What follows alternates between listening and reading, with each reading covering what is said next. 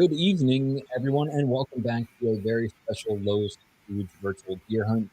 I'm John Dispenza, and I love beer. That's great, John. Well, I am Harrison Hickok. We couldn't be more excited to be coming to you live tonight from the place John and I call home. And no, I don't mean a Waffle House parking lot. I'm talking about Wilmington, North Carolina, of course. So previously, Wilmington was home to the hit 90s TV show Dawson's Creek, but tonight we're going to play host to some amazing beers from some tubular breweries, as the local kids say. Do they? If you saw the Charlotte episode we did a month ago with Heist, Birdsong, and Resident Culture, then you're already familiar with the roundtable style discussion we're going to be having today between New Anthem's sales manager, Caleb Churchwell, and Flying Machine's very own head brewer, Carl Cross. Excellent. If you're tuning in for the first time, get ready for a carbonated marathon. Seriously, you do not have to treat this like a sprint. We've got 2 hours on camera and the whole rest of the night to enjoy this amazing beer. So feel free to sip along with us as we learn more about these beers, but also keep it going during the video segments and trivia. Yeah, that's right. Much like a real visit to Wilmington, today's virtual beer hunt is going to have trivia and questions and the potential to earn some free stuff. So for trivia, what you're going to want to do is scan this QR code on your phone and sign in with your email address. You're going to need that so that you can win your prizes, and you can scan this code now. Tonight's breakdown, we've got 3 rounds of trivia. Each one is going to have 5 questions plus a very important bonus question. So each question is worth 50 points, and the bonuses are worth 100. That's why they're so important. 100 points. You can win. These are make or break bonus questions. So the first person to answer correctly is going to get an additional 15 points. If you're following along, there's a lot of points to be won tonight. Answer first, answer correctly, and answer the bonus questions. And the grand prize winner is going to walk away with a $50 Beer Den gift card. There's going to be second prize. That's a $30 Beer Den gift card. And then extra prizes for third, fourth, and fifth place as well. The game and prizes are only available if you're watching us live. But if you are joining after the fact, you can have some fun, get the kids around, and quiz them too. And more importantly, do not listen to the answers that Harrison and I give. They will certainly be incorrect. Yep. And don't wait for us to read the questions either, because I will read them very slowly. But speaking of things that's tough, something easy. If you want to make win something the easy way, Lowe's teamed up with Untapped to offer a special badge for this virtual beer hunt event. So Lowe's took most of the work out of it by including these easy instructions in your hunting supply box. But number one, let's do a quick refresher. Make sure you have the Untapped app on your phone. Duh. Scan this QR code on screen. They'll take you right to the event page where you can select the beer you're drinking, check in, and earn the badge. Make sure you click the blue subscribe button so you get notifications about the next virtual beer hunt. And remember, you must check in to one of the 6 beers we're tasting today in order to earn the badge. And while you're on Untapped, you can add me and John as your Untapped friend too. I'm Harry Beerbeard. And I'm drinking with John. Generally, I'm always drinking with John. That's what I'm doing.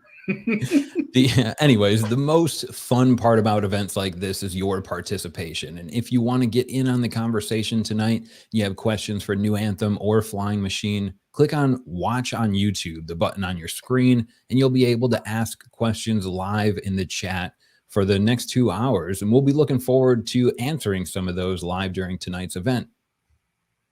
Excellent. And if you're setting up a beautiful picture for all these beers and Lowe's Food snacks, make sure you tag this event on social too. You can use first of all, tag Lowe's Foods, of course, at Lowe's Foods, and use the hashtag beer hunting season, virtual beer tasting, and virtual hunt club. That's a lot of instructions. Now I think it's time we get to the fun part. If you're ready, Harrison. If you're not ready now, you never will be. Let's meet the stars of today's show and learn more about Radical Sun Pale Ale in Vimana, Kolsch. Hopefully I'm saying that wrong. We'll learn in a moment. Right, correct. Kind of. Looking good up there, John. All right, there we are. And of course, one of the people behind these amazing beers, let's welcome to the show from Flying Machine, Carl Cross, head brewer, and from New Anthem, Caleb Churchwell, sales manager. How's it going, guys? Going well. Doing well, man. How y'all doing tonight? We are doing fantastic. I have 2 beers in my hand. Awesome. I should probably open at least one of them. So let's start with that. Actually, I'll have you guys pick. What should we start with this evening? It's kind of your show. We're just hanging out drinking. We're gonna start with the Vomana. All right, perfect. So let's rip open some Vomanas. Everyone at home, you can start hanging out with this beer, which is one of my favorites. So a great place to start. Oh, look at that. And kind of, if you're following along at home, which of course you all are, we're kind of doing like an old school start. We got a Kolsch and we've got a pale ale. So I'm going to pour mine and let's all do the same. Woo! Let's do it. Cheers, guys. And what we're doing cheers for cheers, waiting y'all. this long. Cheers. Yeah, Absolutely. exactly Thank you. Ooh, let's get this going. All right. Oh yeah. Once it hits your nose, not even lips yet. It smells amazing. So so before we dive into this beer, I'd love, Carl, I'll start with you to give you a quick kind of breakdown about Flying Machine and what you guys are all about briefly, or as long as you want. Let's start there. No, for sure. So November 6th is our 3-year anniversary. Right.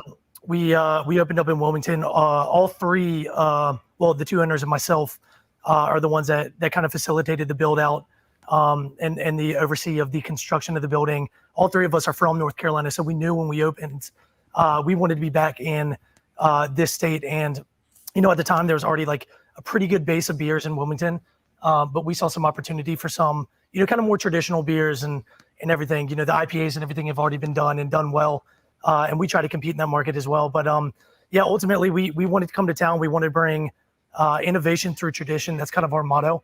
And we just kind of make the full spectrum of beers. We do traditional beers, historic styles, lagers. Like we have a pub ale on tap right now, and like an alt beer as well, which is pretty good. Yeah. And we have a Hefeweizen in tank. So the full spectrum. We also do the pastry stouts and everything as well. But everybody who walks through the door of our tap room, I want them to, regardless of what kind of beer drinker they are, I want them to have something on our draft list that they can drink and enjoy. Yes, and that happens every time I go there. And if you're a fan of Flying Machine, you'd figure they do flights really well. Your flight holder, I guess I'll call it, one of the coolest ones I've ever seen. If you've not gone down there and done it, you got to go if you're in Wilmington visiting or if you live here. That thing is, how long do those take to make? Or how was that, like an afternoon or a month of tinkering? So we found a guy in, I believe it was California, who just does like everything steampunk. He's the one that made our bike and our coffee grinder that you can see out front if you come in. And he put them together, and it was his little Frankenstein project. I mean, it's a doorknob with some sort of a rod and a gear from probably some facility somewhere. I don't even know. Right. But all repurposed everything. And yeah, they're gorgeous. They're cool. Definitely unique. That's great. And as we're learning more about Flying Machine, I feel compelled to ask you a little bit more about this Kolsch. I like your tagline about innovation through history, and I've already messed it up. But but You got pretty close. That's good enough. Yeah. When the first question I always want to ask when I drink a Kolsch, I always look for like some sort of like appley after flavor, and I don't. Maybe it's my fault, but I don't find it in this Kolsch. Is there something you guys are doing different here that I wouldn't get from like a traditional Cologne, Germany Kolsch that I get off the import shelf? Yeah, so everything we do, again, innovation through tradition is how we approach pretty much every beer. So although the fermentation profile and that appley is kind of like an ester profile you would get from the yeast through fermentation. But the only thing that's different about our Kolsch compared to like a typical Kolsch is we use a little bit of oats, adds a little bit of body, adds a little bit of texture, adds a little bit of aromatics to the beer. Everything else is pretty traditional, but I'm not one that really enjoys a very like estery Kolsch. So the biggest difference between those and what we do is we just ferment a little bit colder, and we try to stymie that ester profile just a little bit. I mean, there's no wrong way to make it. Some people like it a little bit more estery. I personally prefer it a little bit more dialed back in the ester profile. So that's personal preference. But we've definitely had some fermentations throughout the years that were a little bit more estery, but we've kind of dialed it in now, and we like that cleaner fermentation profile. great. I know it's so delicious, and it's such a. When I moved down here from the north, like Kolsch's, it's kind of interesting. The North and South Carolina, there's so many great breweries that brew great Kolsch's. It's kind of like, in many ways, almost like the unofficial beer of the Carolinas. At least in my mind, it is. Yeah. But was that something when you guys opened up? Was that in your mind of like, we got to make a great Kolsch, or did this just kind of happen eventually through just experimenting and figuring out what you wanted in your lineup? Yeah, no, it's a really good question. I mean, coming into town, Waterline Kolsch was literally everywhere. White Street Kolsch Yep. was literally everywhere. And as I went around town and I was looking at these different taps, I wanted to be able to compete in that space. I knew coming into town that at least Wilmington were Kolsch drinkers.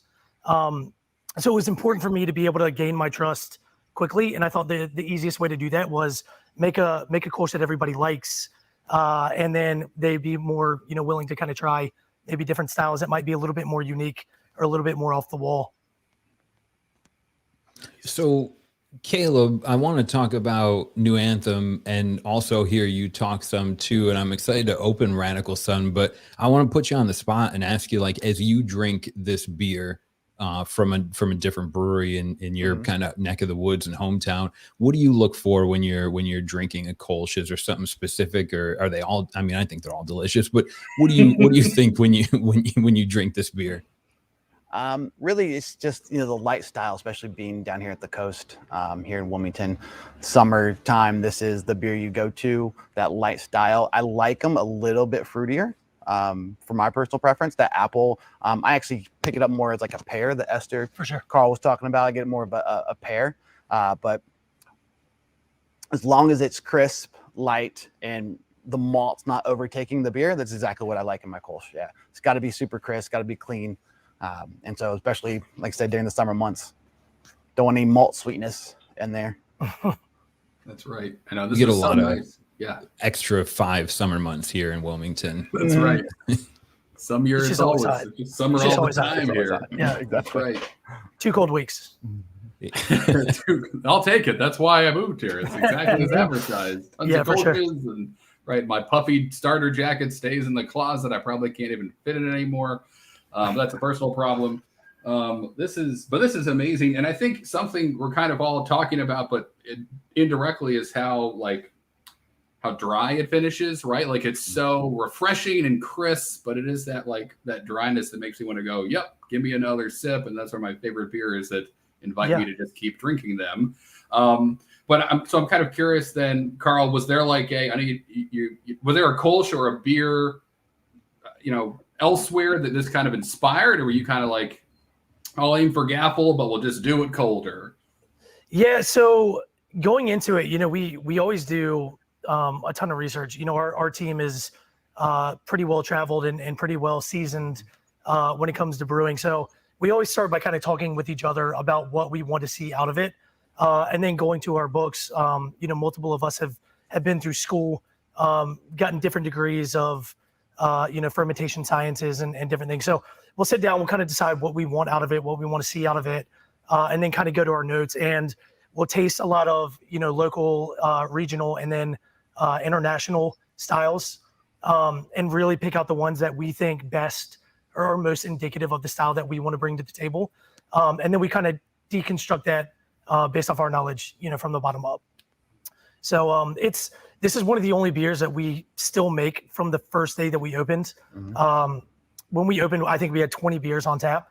And we had a myriad of IPAs and stouts and everything. Yeah, it was crazy.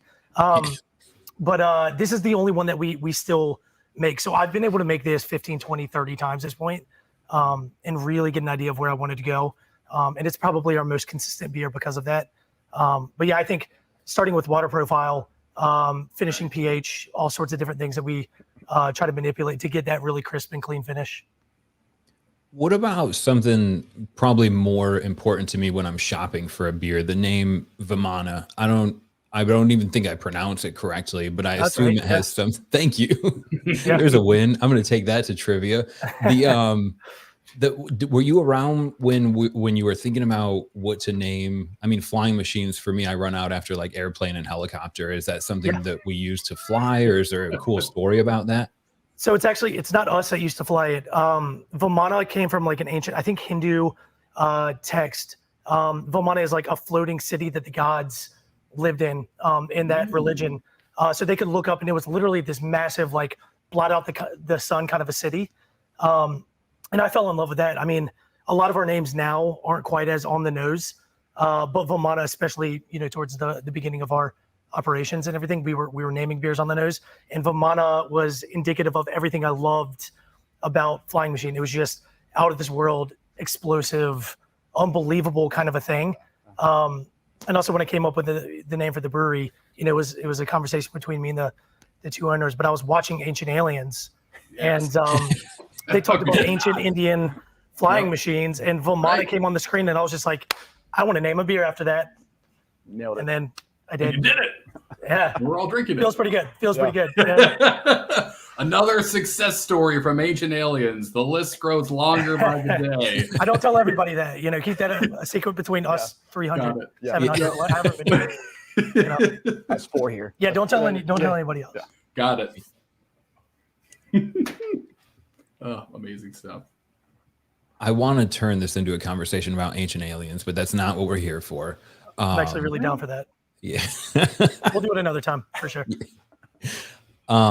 You mentioned your you didn't say it by name, Weighted Blanket. You mentioned your pub ale, and this being one of the few that's actually kind of held on over the last pretty much 3 years here in a week or so. Have you noticed serving so much variety in Wilmington? Is there some favorites? Do they shift, or is there maybe 1 or 2 beers that you can brew one of those and it's going to do well in the tap room? Yeah, so that's a really good question. When we first opened in Wilmington, IPAs sold 3 to 1 more than any other beer, and that's kind of the industry or the national average if you look across the board. But now what we're kind of seeing is almost like a 1.1 to 1 IPA to lager, and that's by the glass. But lagers are in a 16 ounce, and our IPAs are normally in a 12 ounce. So if you're actually comparing ounce to ounce, you're seeing like a very similar sales graph, of our sales, which is really cool to see, because when we started rolling the dice with lagers day one, we didn't can them. We didn't necessarily market them really hard because, although we were forecasting that lagers would do well eventually in the future, we didn't really know at the time. So now, yeah, I mean, sure, it's a little bit of a tough question to ask. We have our core brands, Vimana, Electronic Fog, Dreamy Eyes, which is why they're here today. But then we have a myriad of other, beers that we kind of rotate around certain parameters. So even though the beer itself is different, the style is similar to what you'd be used to getting when you came into the tap room. So we kind of have our big 3 lagers, IPAs, sours. I say big 3, big 4, and then stouts. So we just toss in some other things randomly here and there and just see how they do. So happy to be part of the people that get to test those random extra things. What about you, Caleb, over at New Anthem? I'll admit, when I think of New Anthem, I think of the IPAs that I fell in love with over the last couple of years. But you guys have made other beers. Have you seen? You know what we have? That's very true. Yeah. Yes. Quite a bit, with great success. Eats Guitars, I wish I could write a song about, and other things that you guys have you noticed the similar trend where people used to come to New Anthem for a hazy IPA, and now they're actually looking at you guys for other things as well? Yeah, actually they are, and recently too, more so than years past. We're about to be 5 years old, and people notice exactly what you just said. IPA. I still get questions in the market. People are asking if we do anything other than IPA, and so it's really nice when I'm at an account or talking to consumers, and they're like, "Oh, I had, East Guitars or Little Star, one of our lagers." Yeah. Because then they're starting to appreciate other than IPA. And so we're starting to see it more now that we've got a little bit more of a broader footprint, that and we're producing more of those non-IPA styles. And so we're starting to see a lot more consumers come on. We just did a brown ale for the first time ever, and that actually did extremely well in the market. So yeah, we're hitting those other more basic styles, I would say. And people are starting to realize that we can do, we're not a one-trick pony. we can do other things than IPA. Absolutely, and crush them. And I mean, not for nothing, obviously, Radical Sun is not an IPA; it's an American Pale Ale. So let's open this up. Let's start drinking this guy. Yeah. All right. Let's do it. Yeah.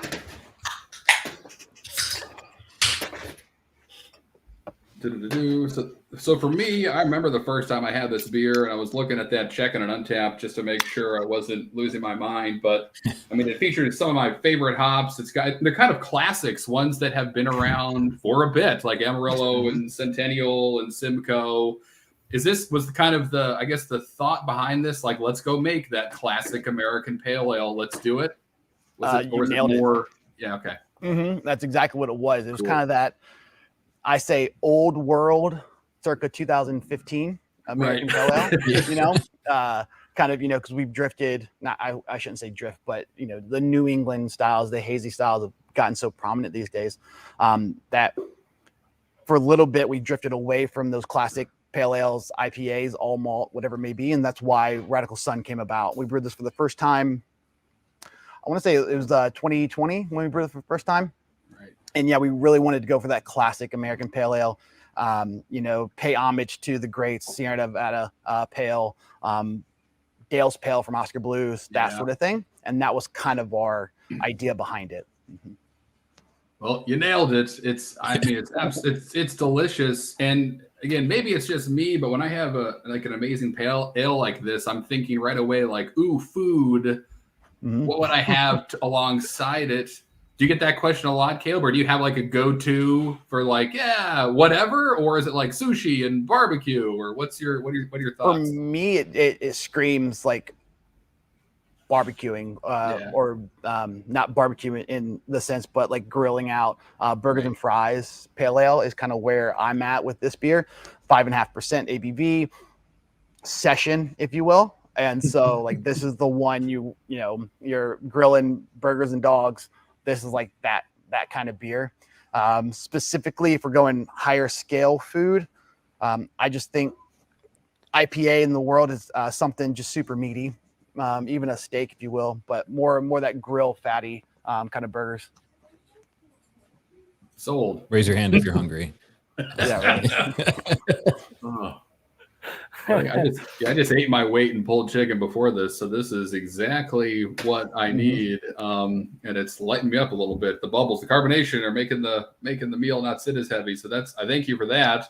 My God, I mean, this is and the nose. So obviously, two completely different styles of beer. We're going next to each other, but right away, like, when you enjoy this beer, is it one you kind of stick your nose in and go, let's get those like dank Simcoe and let's get all up in that? Like, if you're having with other people, what do you kind of tell them to look out for that's kind of fun about this beer?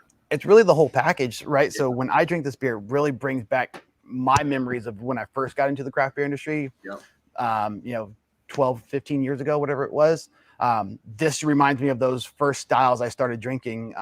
Dale's Pale, specifically from Oscar Blues, one of my favorite beers of all time. Yeah. But that, right? So you get that really big, those specific Northwest hop characteristics, grapefruit, a little pine, a little resin on the nose, but also this is a pale ale. So you still get some of that malt sweetness in the aromatics, caramel-like. And so then that kind of just carries through the beer. And one thing that I think why pale ales, IPAs had a bad rap from a lot of people is because of the bitterness on the back end. And this one kind of brings that bitterness back into the fold outside of the hazy IPAs where we don't see that much bitterness anymore.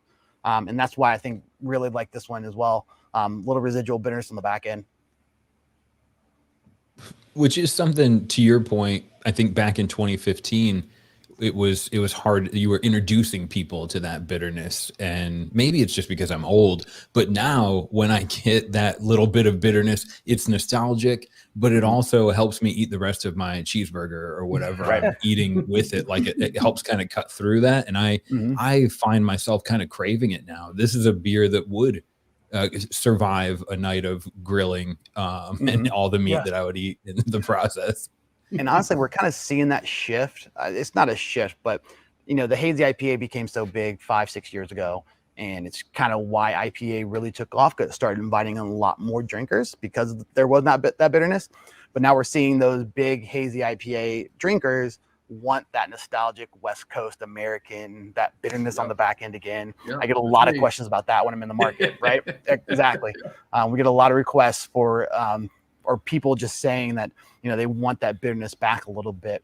Obviously hazy IPA is not going anywhere, but it's nice to have something with a little bit of bitterness on the back end. Yeah. As we get ready to move on into some more beers, the one question I want to ask you guys while we're focusing on like a Kolsch and a pale ale and history, is there a beer that you think of, maybe like a beer style that we might see getting more popular across Wilmington or North Carolina soon, or one, like kind of like these less hyped styles that I might be able to get excited about more brown ales again in the future? You start with that. Y'all are making a brown ale now. Yeah, maybe. I think they're just not Right. super sexy styles, especially the more malt forward traditional styles, amber ale, brown ale. Just because they're not for the masses a year round drinker. I was going to say Kolsch really is where it's at, and I think it's still going to head that way. Yeah. And Kolsch and or lager, right? So any light style, crisp, clean. Not only because it's great during the summer months, but it's also really good during the winter if you need something lighter to drink. So I think that those styles translate year round outside of like the brown ales and stuff. I think they have their place, but to really catch on and take off, not sure brown ale is the way it's going to be. I've seen a fair number of breweries making brown ales like last couple of months. I mean, not just y'all, but like other people. It's fall season starts to kind of take off, but for the future of exploding, Kolsch is more. Definitely. The one beer I'd say that I've seen really, I mean, it's kind of coming out of the Northeast now because we have a lot of ties to a lot of the breweries up there. But what I'm seeing a ton of is Hefeweizens or unfiltered wheats making a resurgence. They really weren't that cool or that sexy. And like Weihenstephaner Hefeweizen is one of my favorite beers of all time. Yeah. And then now it's hard to find it because people haven't been drinking them for the last 5-10 years. But I've seen a lot more come out of the Northeast and the Southeast, Georgia and Florida. People are making them. We have one of those in tank currently. We made it 7%. Whoops.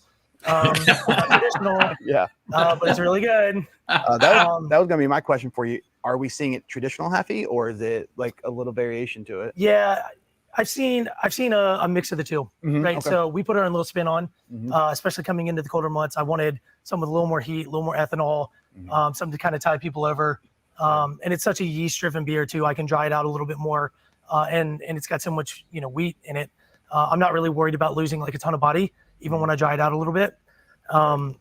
So yeah, we made our 7%. It should hopefully be out next 2 or 3 weeks. But yeah, I've seen a lot. And I'm wondering if that kind of unfiltered wheat, Weiss beer or Weissenbach or whatever, if that style might make a resurgence, like the really yeast forward beers, like the Belgian beers and everything as well. Yeah, I don't know. That would just be my guess. That's kind of the trends that I'm taking right now. So I think if marketing pitches it as a New England IPA with no hops. Yeah, yeah, exactly. This is a New England IPA that tastes like banana, no hops in it. Right, no hops or banana. Yeah, it'll definitely sell then. It's all the eye of the beer holder, if you will. The German pale ale. Well, this is great. This is some good insight, though. I'm on board for that. Let's get the wheat up in here. That's great. Yeah. Good points. Started loving wheat beers, forgot about them. Excited to see them come back with maybe a little innovation behind them. We've got to take a quick break. We got a video coming up from the Beer Den, and then some trivia. So get your thinking caps on, and we got a video coming up from New Anthem. We're going to be back here with Carl. Get your noggins ready. We're going to be back with Carl and Caleb drinking Electric Fog and Perpetual Outrage in a little bit.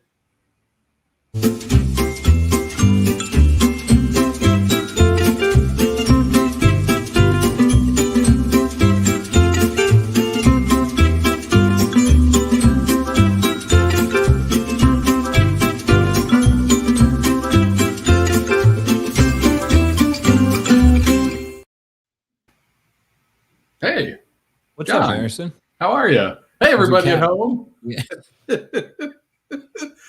I forget it's not just you and me sometimes, and Carl and Caleb. But anyway, all right. So we're here at trivia. let's get your phones ready. I'm going to throw this QR code back up here magically. There, I did it with no hands. So scan this on your phone, sign in with your email address. 3 rounds, 5 questions, plus a bonus question each round.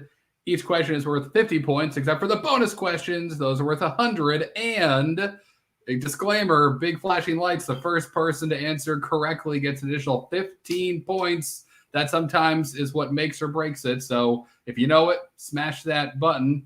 The grand prize gets a $50 Beer Den gift card. And as a reminder, the game and prizes are only available to those watching us live. But if you're still here hanging out afterwards, hey, how's it going? What's the weather like tomorrow? You can't answer, but you still can have some fun and quiz yourself. Accurately said, Harrison. And really, I think the point we try and drive home is that the first person to answer those extra 15 points, sometimes that's the make or break between. A couple especially times when we get some ties going. So absolutely. Let's see who we've got. A couple people joining. The leaderboard Al, always lies to us this early. Does Al have 2 phones? Al, you've been called out. Your sneaky plan, I think, has just been seen. Busted. We'll keep an eye on you, Al. It's like it's Al and Mrs. Al is right. That could be. Could be. Because if I was watching this event, I would have to be splitting these with my wife. Yeah, that'd be we're part of it, so we're immune to the effects. So wait, True. That's not how science works. Yeah. I'm just staying in this chair the rest of the night. That's right. All right. More people joining by the moment, it looks like. This is great. I hope you're all ready and know lots of things, as they say. And maybe this will be your Slumdog Millionaire moment. Maybe you'll just know all the answers from life experience. That's what I always hope happens to me when I'm presented by a bunch of random trivia questions. So maybe this is it. We all remember the name of the floating, perhaps Hindu city in the sky that blocked out the sun. The one with Lando Calrissian in it, I think, and Chewbacca and Han Solo get stuck there. That's a different. Here we go. Oh, it's live. We're going. All right, Halloween Kills. Remember, don't listen to us. Oh, I love this. That's a hilarious one. Yes, it's William Shatner, 100%. the oldest man to ever go in space. He just got back. He said it was good.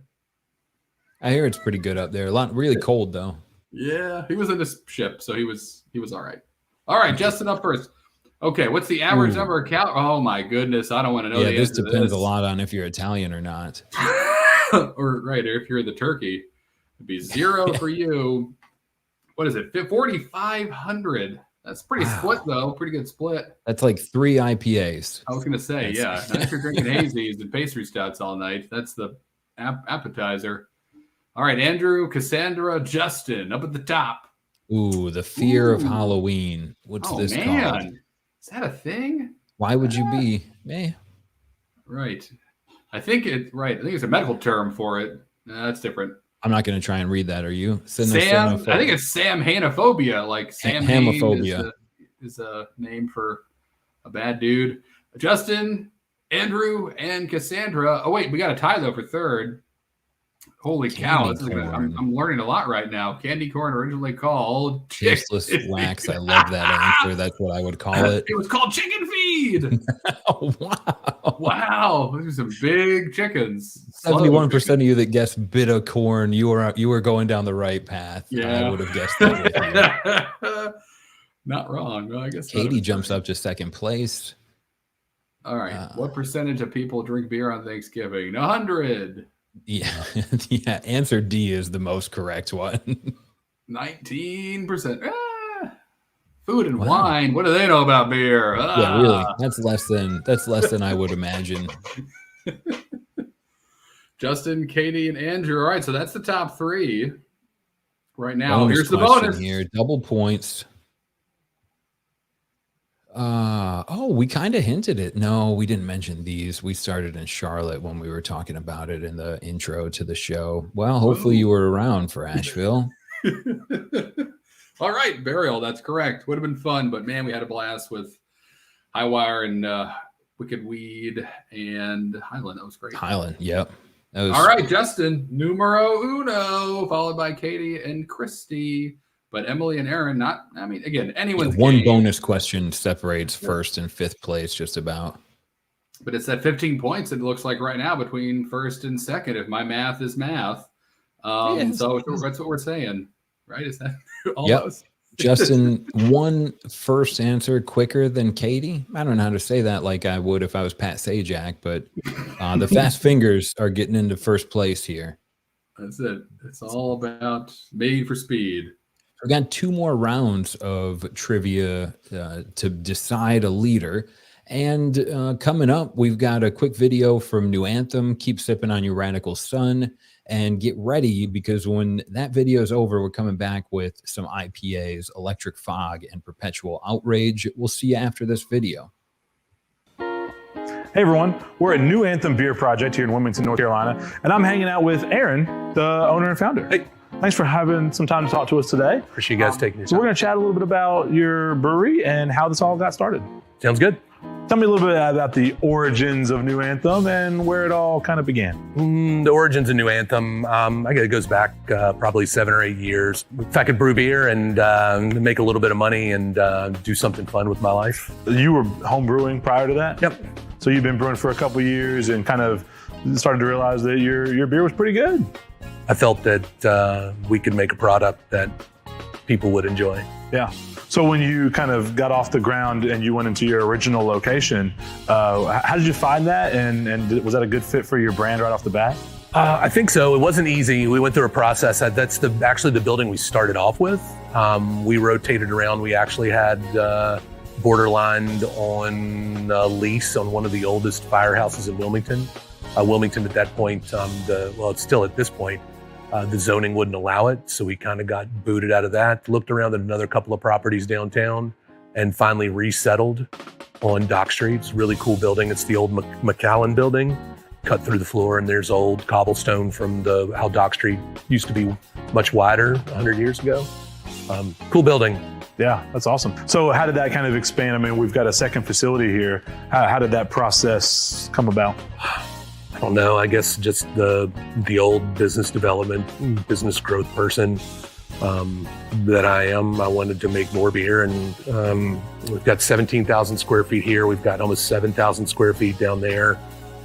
We have a 30-barrel, 4-vessel brew house, and 400 barrels worth of fermentation space. We've got air-conditioned dry storage for barrels and all sorts of fun stuff. So we still have a little room to grow here. So tell me about the name New Anthem. How did that come up? Anthem was really originally the word. I wanted to be Anthem Brewing Company or Anthem Beer. At that point, there was a brewery in Oklahoma somewhere, Tulsa, Oklahoma City, I don't remember, was kind of starting at the same time, and they'd created a website, and I figured I wouldn't be a jerk. Yeah. So to be able to trademark or put a mark on our name, adding a word before and using something other than beer or brewing or brewery, and beer project is something would set the name aside that would at least be able to, if we were ever in a competing marketplace, and I know it's all businessy now and we should be talking about beer, but it was just kind of a courtesy. Yeah. Instead of trying to trademark a similar name that they used. Yeah. And so that kind of falls into like a musically inspired theme almost. And we've got some neat references to that here in the tap rooms as well. The fact that these are my 5 favorite musicians, of course, all of them have done something profound and things that I really like. Bob Dylan, but Missy Elliott, she's got a really good message, and I love her energy. Killer Mike, enough said. Rancid has been a very pivotal band. Out Come the Wolves is probably a desert island. If I had 5 albums to take to a desert island, it is one of the finest albums that's ever made. I'm a punk from the way back, and Janis Joplin had more energy. Like I'd probably give a finger to be able to go back in time and to see a live show. The beer names are hard to come by nowadays, and whenever I hear a song and I hear a funny little snippet or a really interesting 4 or 5 word combo and a lyric, I'm like, oh, that would make a really good beer name. And we have a lot of Taylor Swift named beers. We have one, Hella Good Hair. So kind of the joke is by the time that I use all of the lyric lines from Shake It Off, from Taylor Swift song Shake It Off, that I'm going to retire. There you go. And I think we've got 7 now. And you haven't got a cease and desist yet, huh? Well, no. I mean, we're not like flaunting it. People know. But one of the things we enjoy a lot about it is, especially on social media and here at the bar, people like, hey, like I won't say anything where the lyric reference comes from. We try to get people to figure out, and sometimes on their Instagram stories, they'll post and I'm like, no, that's not it. And they're like, sorry, darn it. Then after a while, I'm like, oh, this is from Rage Against the Machine or Run the Jewels or. So what's next for New Anthem? What does the future hold, and where are you going from here? Kind of more of the same. We're going to venture out, start broadening our horizons. Going to get back a little bit to some more traditional styles. We've come out with a really nice brown ale this year. Never made a brown ale before, and it's not a double dry hop hazy brown ale. It's just a normal American brown. I think there's spots you get to the point where you overlook it because you get into a niche where you get a certain level of popularity, and you go back to the well and you go back to the well and you go back to the well. And I'll be honest, sometimes I get tired of drinking hazy IPAs. Not often. Sometimes it happens. Awesome. Yeah. Very cool. Well, Aaron, thanks so much for your time. I do appreciate it. Let's get back to the beer.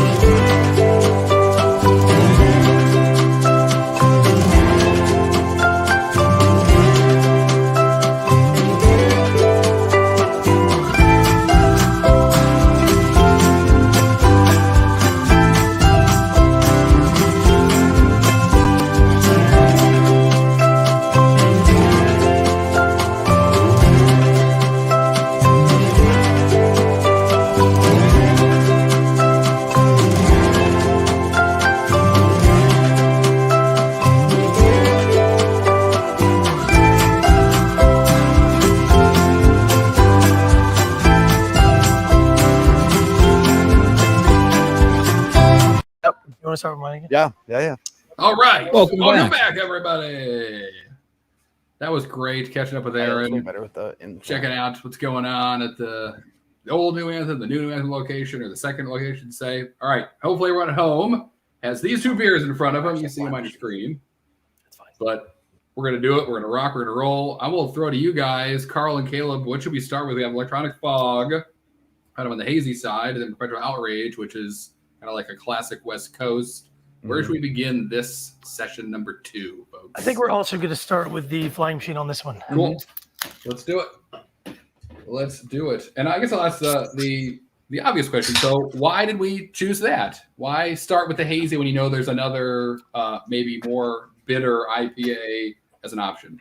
So yeah, just looking at the hops that they used and the style, I can imagine it's going to be a little bit, more of a heavy hitter than our New England, which is probably the lightest, the driest, and kind of the easiest to drink of our IPAs that we produce. 99% of what we put out in IPA form is over 7% at this point. Mm-hmm. This one is 6.3%, finishes at 2.5 Plato, so it's relatively dry. It's still really soft and really easy, but it's a little bit more subtle than what I would imagine is a little bit bigger of a hitter. Yeah. Absolutely. Yeah, the nose on this is ridiculous. Yeah, it's good, right? Yeah. Yeah, I was going to say, so the nose on this is ridiculous. Well said, Caleb. It's amazing. Can you talk a little bit about that, Carl? Kind of like what's happening there? Why is the nose so intense and floral and tropical on this beer? Yeah, so we've been really working on our IPAs and everything since day one, as everybody does. And you never really want to sleep, until you get something that's perfect. But the perfect beer is almost unobtainable. And if it is obtainable, then, maybe you're in the wrong profession, because there's always something better and bigger and more expressive out there. So Just like Vomana, this is one of the beers that we've been making, I think, for about 2 of our 3 years. It originally started out as Mozzie's Kite Juice. Right. And then it turned into, oh man, I can't remember if there was one in between, but either way, it's the same beer. So Mozzie's was a little bit darker, a little bit maltier. And as we work towards more of that modern IPA, New England style of beer, we settled on this. So it's a little bit paler, it's a little bit lighter. And we really settled into our hop bill, which is Citra, Amarillo, and Mosaic, and just a little bit of Hallertau Blanc, mainly because we can. But Hallertau Blanc's really fun and kind of grapey and just like, something a little bit different that a lot of people don't see. So we put it on the can, hoping that people will reach for it and be like, I don't normally see that hop in a beer, or especially in an IPA. Maybe I'll try it. Maybe it's a little bit different, but I get a ton of grapefruit on the nose. I mean, that's me personally, a little bit of passion fruit, but just, really expressive. We dialed in our water profile. We finish it a little bit drier than a lot of our IPAs, and it's fun and easy. And, it's our flagship IPA for a reason. It sells really well. Most people love it. It's a powerhouse for us, which is really nice. And I think by 2021 standards, this is also technically sessionable. So it's or at least the flavor. Anything under 8 for sure. Yep. It keeps moving. That's okay. It doesn't bring, early on when I was getting a lot of like the big crazy hazy New England beers, it would be hard to drink one and then taste anything afterwards, or especially drink 2. This, as I'm sipping on it, it seems like I'd be able to crush quite a few of them. I understand why this beer does so well. I kind of told you, we have a lot of friends, up in the Northeast, and even though New England and hazy IPAs have tended to go towards a little bit thicker, a little bit fluffier. Now, if you go back to the Fiddleheads of the world and the people that made like the original hazies and kind of popularized the style, they're like relatively dry, a little bit grassy. And again, people have kind of moved away from that, but this is almost an homage to where that New England style. So we call it kind of a modern IPA. We might even call it a New England, but I really characterize it as kind of a modern, whereas a lot of our, fluffier, really soft, a little bit higher finishing gravity beers. We'll kind of put it more into that New England, IPA category. So a little bit of grass, a little bit of grapefruit, truly drinkable, which is what I love about the beer. So you said, and hi, I'm John. I have memory that's like a goldfish, but you mentioned 4 hops, Hallertau Blanc, just because you can. And when you say that, it makes me think like getting hops, right? When I'm looking at buying a hazy IPA, I almost always see Citra. I get excited about Mosaic, maybe, and a couple others.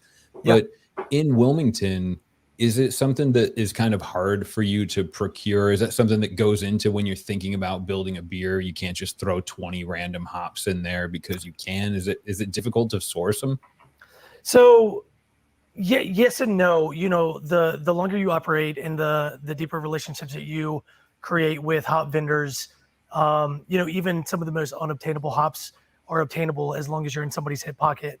But the reason I really like Hallertau Blanc, it's a hop that I would normally reserve for a lighter beer, a lager, even maybe like a saison type of beer.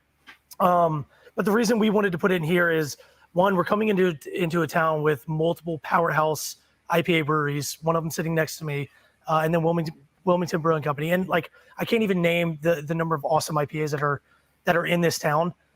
So we have to differentiate ourselves from day one. And while we're trying to like come up with something that's going to be our everyday drinker, the one that's never going to go off shelves, what's a better way to differentiate yourself than use a hop that you don't see in other IPAs in the market? And if it's a good experience and people like the hop, then maybe, like I said, they'll get a little bit more creative long term. But yeah, we came into a market where the IPAs were top tier, 110% every single day. And so trying to compete in that market, you have to kind of pull everything out and do what you got to do to differentiate yourselves. So that was kind of the inspiration behind that. So because I can is because I wanted to be different, That's awesome. And actually, let's go ahead and open up new anthems as well, Retro Outrage, and kind of talk about, as we're doing that, talk about what you were just mentioning, Carl, that, so I moved down here 5 years ago, there were 2 breweries. Now there are like 20. Can Caleb and Carl, both of you guys, maybe speak a little bit about what that's like, and even in the greater kind of Carolinas in general? So many breweries opened over the past couple of years. What is that like to be working and creating beer and selling beer now, when very recently, like over the last half decade, it feels like everyone's beer knowledge has grown, interest has grown. Yeah. You might think right away competition, but it's also like a rising tide lifts all boats, I would imagine, where everyone's just getting better and better, and that means it's just better for everybody. Yeah, it's one of the things I fell in love with the brewing industry for. There is a true spirit of camaraderie. There's anytime we can walk into their brewery any day of the week, and we're going to know every single person that works there. We're going to be greeted with a what's up and how you doing and a catch up. It's a really cool thing to see. But yeah, I mean, ultimately competition is competition. I think at some point the markets will level out and mature a little bit. But Wilmington, North Carolina is now being talked at as is like one of the most breweries per capita in the state, if not in the Southeast. Like if you look at South Carolina, I think they have 65 breweries in the entire state, and we have close to 20 in Wilmington, Right which here. is Yeah. incredible. And like part of the reason a lot of beer tourism went to Asheville at the time, wasn't for the caliber of the beer, which is incredible, but it's because you could walk down this like any city block and see 2 or 3 breweries. Right. So you're there for a weekend, you can hit 10 breweries, you can have a different experience at each, and like people love that. And we know a lot of our customers go to different breweries, and it's great. We want to be competitive, but at the end of the day, like when you have really awesome competitors in town that are competing next to you on a similar level, like the town's going to be an incredible town to come to. I'm happy about that. Oh Yeah, man. I'm gonna piggyback on that just real quick Please. too, and because as small independent brewers, I think if there was a competition, it's bringing new drinkers away from the Bushmill Coors of the world, right? And so if we get more craft beer drinkers, it helps all of us out because now they're picking up our 4-packs, Flying Machine 4-pack at the store, and not the other macro breweries. And so I think the more breweries that we have here locally increases our number of craft beer drinkers, and then that increases all of our business. Yeah, that's what I love about the Beer Den program, honestly, is they put craft breweries front and center. Every single time you walk into the store, that's the first beer you're going to see is the hyper local and the ones that are more regional.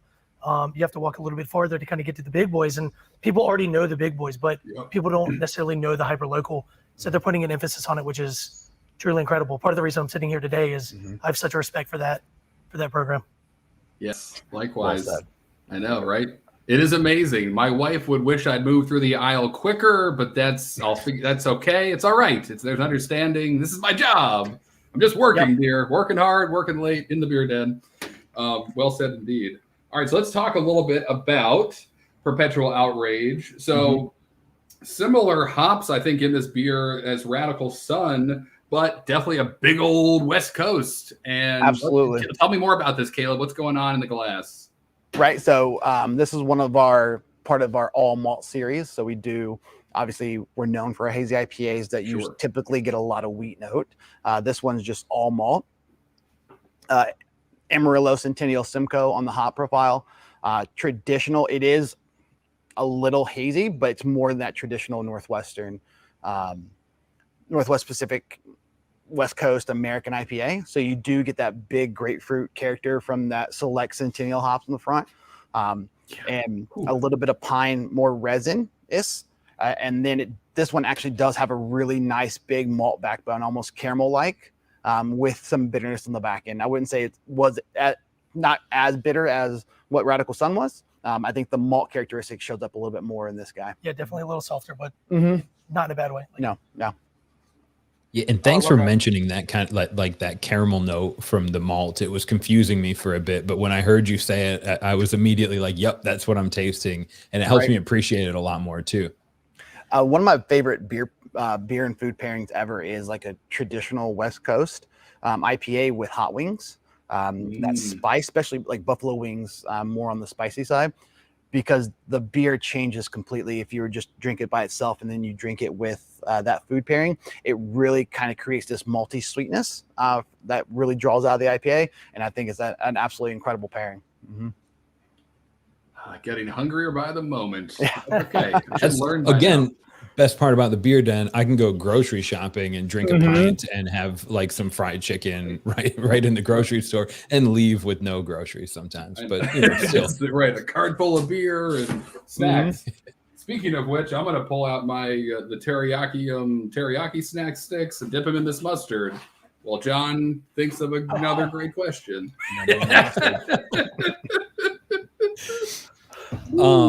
So we talked a little bit, kind of maybe not even on the nose yet, about like hazy versus West Coast, and we talked a little bit about 2015 and the ancient days of beer. The before times, the early days, for sure. 5 years ago.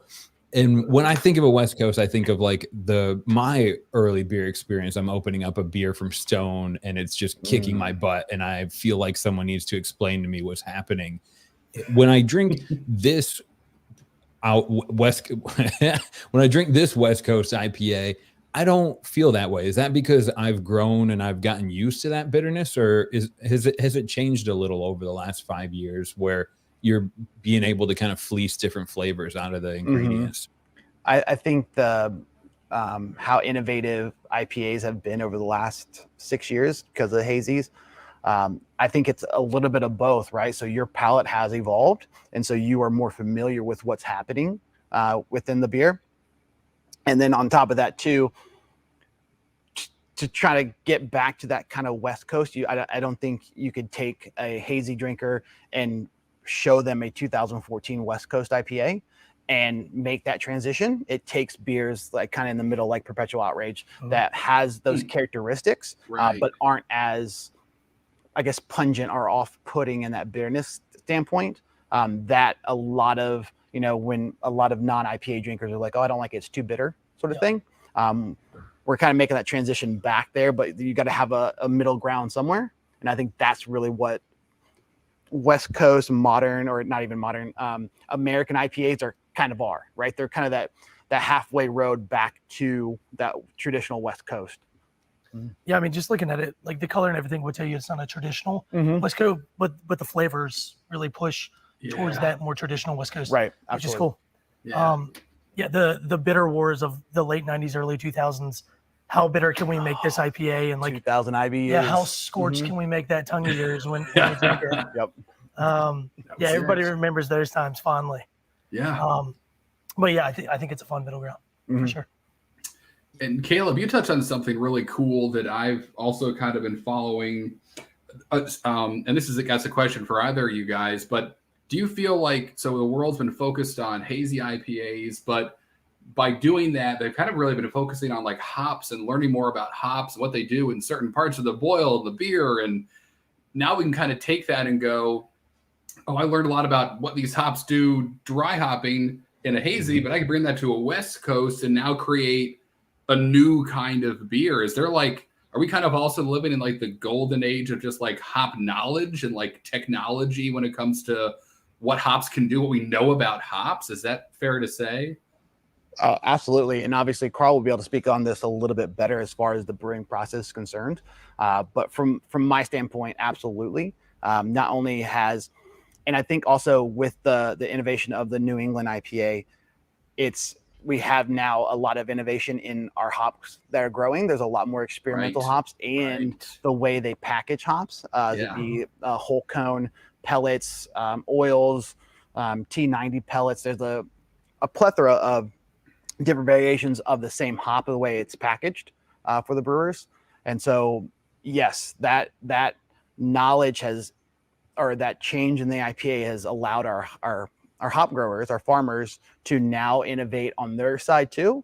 Instead of just growing the traditional Centennial, Simcoe, Amarillo, they are now doing that and blending, or I don't know the term I'm looking for, but trying out new blends of hops in the growing side. And so, it's kind of developed this whole new transition into the whole spectrum of the raw goods for beer. Yeah, I mean, it's interesting to see. I learned something new about hops every day. Like, for example, we have a lager and tank currently that we did with a brewery in Massachusetts called Widowmaker.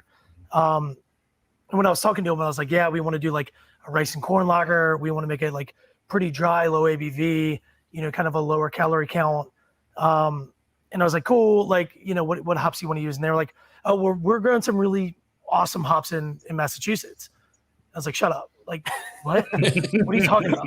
Right. Like, what farms are in Massachusetts that are growing hops? He's like, well, here, hook me up with a number. And I called him and I ordered Chaos, which is a brand not outside of Massachusetts, and then Crystal, that is grown. It is the Crystal hop that everybody knows, grown in Massachusetts and the terroir, like getting into like, the wine regions of the world and the soil that you're growing the hops in changes the game. And then, AB InBev is working on like light tolerant strains in South Africa, and that could change the game, because if they sell those rhizomes to other farmers, then people in Florida could grow hops successfully 10 years from now. So I say, like, we are approaching the golden age, but I think the golden age it's coming yet to come. Wow. Again, there's so much technology and so much money because craft beer is continuing to explode, and it's got no end in sight. Again, I think the markets will mature, but America's so big, and then the rest of the world is now catching on. Like, it's going to be tens of years at least, and there's going to be money just pumped into this industry until then. So I would guess 25 years from now, you'll look back to today and be like, oh, they had no idea what they were talking about. Wow. Not golden age, but the They don't even Atari get their hops age. from Cuba, dude. Right. What? Right. Hops from the moon. Who's using moon hops? Yeah, Who so isn't? I don't know what the future is going to be, but another thing I love about the brewing industry is I learn something new every day. I have a very short attention span. Ask my wife. If I didn't learn something new every day, this would not be the job for me or the position for me. So it's constant learning and growing and reading and figuring it out and talking to these Massachusetts hop growers to realize that they have some Neo-Mexicanus brand that's been growing on the shores of the Cape for 300 years. Like, what is happening? I have no idea what you're talking about, but I want it. Yep. So I'll try to figure it out with you along the way. Like, let's go. Happy to stick along for the ride, and thank you for painting a picture that it gets more exciting every year. I think we've got one question before we start to think about our next beer, but seems like directly on the nose. Have y'all ever worked together and made a beer, Flying Machine and New Anthem? We have not as of yet. Yeah, Nope. not as of yet. We're really good friends. You're right. Yeah. We know each other's beer and known each other for years now. So I'm sure it's going to happen at some point. Yeah, I was going to say, we haven't worked with a lot of more localized breweries. We've worked with people from Raleigh and Charlotte and in different spots, but even though we have a healthy respect, we haven't done a lot of work in town. I know y'all done some. We've worked with the Wilmington Brewing Company at one point, but I don't know. Yeah. I'm sure there's something in the future. We'll probably have something in the future. I'm sure it goes a lot into, especially for us, the amount of growth we've seen over the last 2 years with our production facility. There's a lot of stuff that goes into scheduling. And so it's not always, we love the idea of doing collaborations, but we honestly don't do a ton of them just because it's the scheduling of the process of scheduling is a little bit more difficult and why we're trying to fine tune our own processes. And so I'm sure we're going to collab sometime real soon now that we have several years under our belts. Yeah. You got a 5-minute video coming up. I know, right? I'm excited for that day. We'll be there early and often for that collab, as well as of everyone course, else man. probably. Listen, they'll be sick. All right, cool. Well, thank you guys again. We're going to wrap up session 2 now. We'll be back in about 15 minutes with a Battle of the Tangerine. More on that then. To taste New Anthem's Two-Tone IPA and Flying Machine's Dreamy Eyes Cream Ale. But first, a mental pint with round 2 of trivia. And it's going to be New Anthem trivia. Let's do it. We're here. We're here. Trivia We didn't go time. anywhere. All And right. it is sometimes like we're just sitting in a room talking with Carl and Caleb. This has been a really great conversation. But you're right, Harrison. Mental pints. All right, so okay, here we are. Leaderboard: Kelly, Katie, Christy. But anyone's game. And we're off. Okay, I got it. Fair. I didn't know that, but that's pretty cool. Neither did I. But I'm pretty sure this artist is playing every time New Anthem is canning beer. Taylor Swift. There's a Spotify station for New Anthem, Taylor Swift. That's right. Justin holding on, but again, it's at 15 points.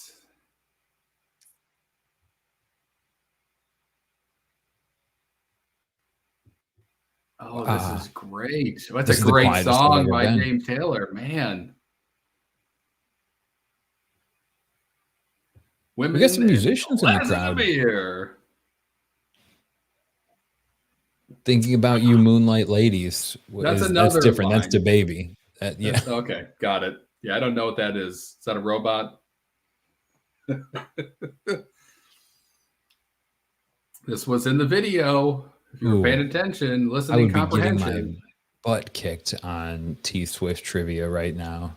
Nah. You remember when she's the one that sang "Drew Talks to My Guitar" or something like that way back in the day? Possibly. Okay, thanks, Harrison. Question.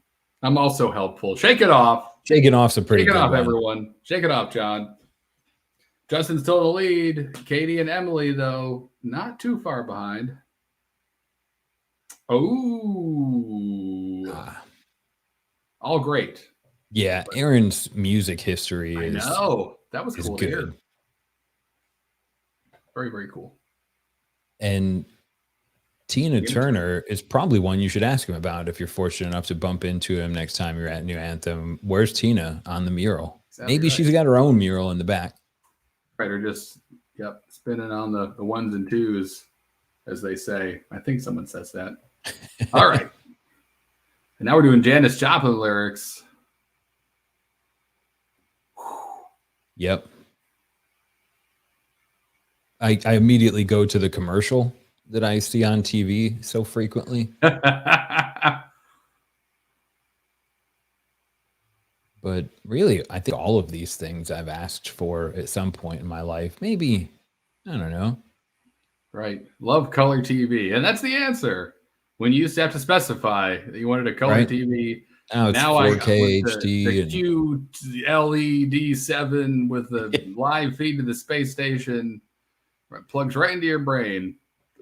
Bonus question.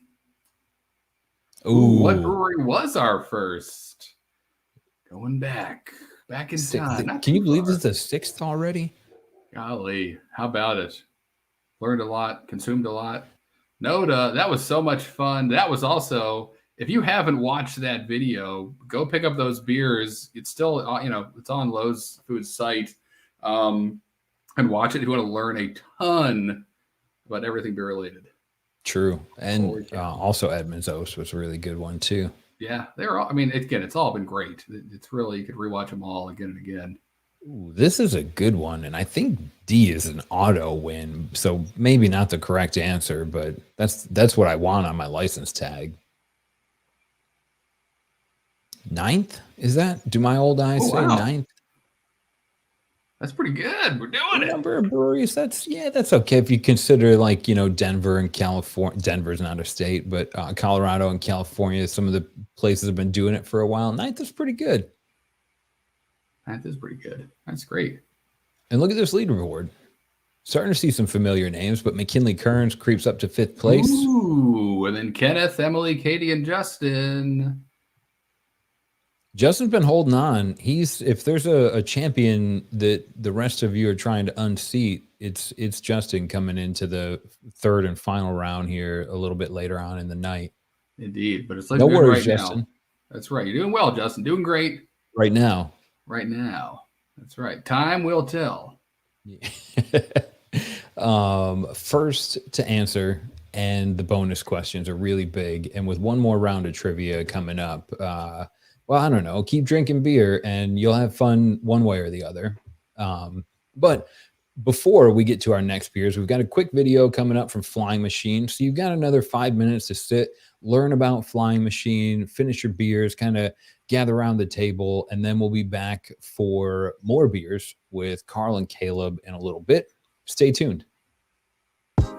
Hey everyone, Jordan here. I'm in Wilmington, North Carolina at Flying Machine Brewing Company with Dean, who is the quality control expert here. Quality Is that assurance right? manager. Quality assurance manager. Yeah. Awesome. Well, Dean, thank you for talking to us. Tell us a little bit about Flying Machine. How did all this get started and how did this come together? Yeah, so it started, with all projects like this size, it started way before we actually opened.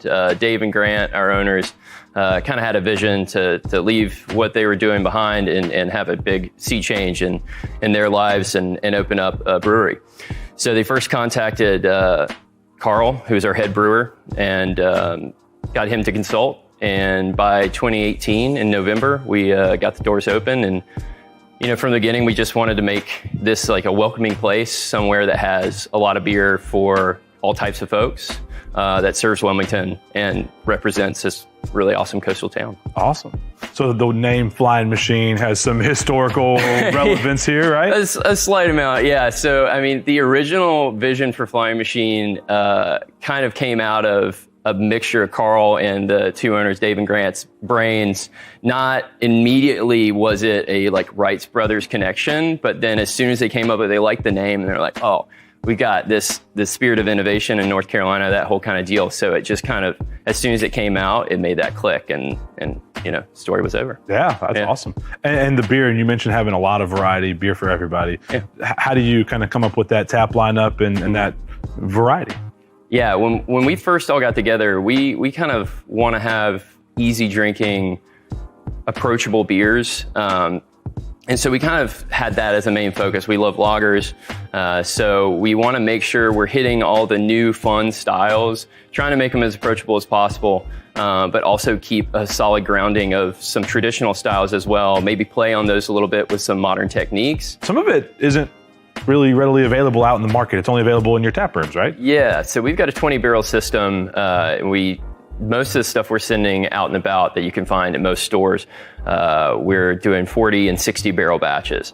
But we do have some 20 barrel fermenters that doesn't make it as far as we'd like sometimes. So it's better to come here and have those beers. Occasionally we'll do some small batch beers, maybe a barrel aged beer every now and again that is really limited release, and you have to come here for those. Yeah. Tell me about a couple of those. What are some of those examples? Yeah, so we just finished up a Neapolitan ice cream inspired stout called You Humans and Your Precious Ice Cream. And so it's strawberry, vanilla, chocolate. When you get into that amount of flavor, it's hard to really upscale that.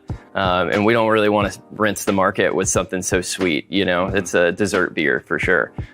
So that one's been a real hit. We've got a Nitro Red Ale that we've got on our Nitro tap here. Very few places have Nitro taps. So if you want to get a taste of that one on the Nitro, here's the place to do it. And then we also have, Party on Lager Mountain. Some of these lagers, this was a Imperial Pilsner, and you don't really have that many people that, that's when you have one of those, right? It's 9% or in that range. So we made a 20 of that, and it's mostly available here at our location. Yeah. Tell me about the space. We've got a massive facility here. You got a big brew house and all sorts of seating in the tap room, an outdoor patio. Tell us a little bit about how this all kind of came to fruition. Yeah, well, the whole plan was, the most expensive thing in the beer industry is to expand, right? Or it's not the most expensive thing, but it certainly does get pretty costly pretty quickly. So the idea was to build a facility that we could grow into. We were in a position where we were fortunate enough to be able to make that happen. So we went ahead and built out the space to reach our barrelage quantity that we wanted to reach. We decided to go for this large tap room, get that outdoor space going, because we knew, the Wilmington craft brew scene, when we came in, it was already starting to bubble, but we knew it was just going to keep rising and rising.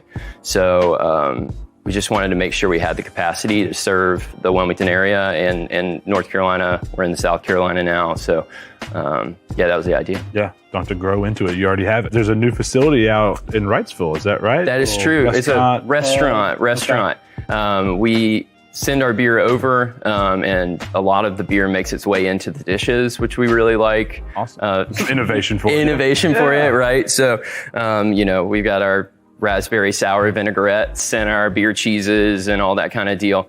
And it's serving like a coastal cuisine out right off of Wrightsville Beach, pretty much on the beach, just an island over. You really can't miss it if you're heading to the beach. It's a great place, great cocktails as well. So really trying to hit on all cylinders there as well. Awesome. Well, Dean, thank you so much for your time. Love the bolo tie.